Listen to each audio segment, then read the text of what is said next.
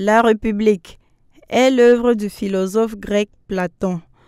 Paru à Paris vers 375 avant Jésus-Christ, il s'agit de l'ouvrage la plus célèbre de Platon, composé de 10 chapitres qui explorent différents domaines comme la métaphysique, l'éthique ou la politique. Il est l'adversaire des sophistes. Platon se sert du personnage de Socrate pour mieux déployer sa propre philosophie au sein de l'univers. Ce livre met en scène le dialogue que Socrate raconte dans la maison de Céphale et d'autres différents interlocuteurs. En effet, Socrate développe une description minutieuse de l'organisation d'une cité idéale, d'où chaque groupe constituant la cité doit être à sa place et assurer la fonction qui lui revient naturellement. C'est-à-dire, le peuple produit la subsistance, les gardiens protègent leurs citoyens et les philosophes gouvernent. C'est ainsi qu'on aura une cité juste.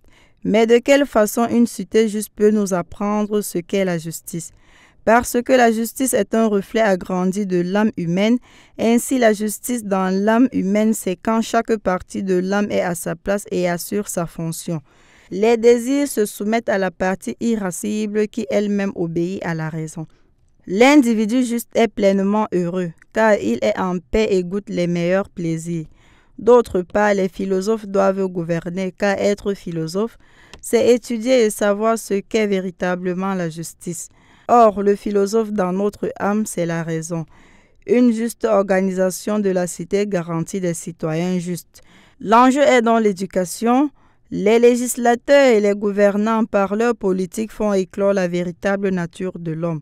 Glaucon soutient à Socrate qu'on n'est jamais moral par désir de justice, mais par simple peur de la sanction. Et Thrasymachus veut montrer qu'il y a plus d'avantages à être injuste qu'à être juste. Mais Socrate réplique, l'injustice provoque trouble et désordre. Même au sein d'une bande de brigands règne une certaine justice. C'est la preuve que la justice est meilleure que l'injustice.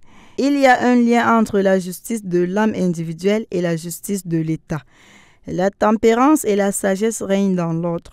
Autrement dit, Platon est une sorte de conservateur qui propose avec son livre une solution aux maux de la cité sur le plan moral. Son but est de transformer la connaissance en art de vivre.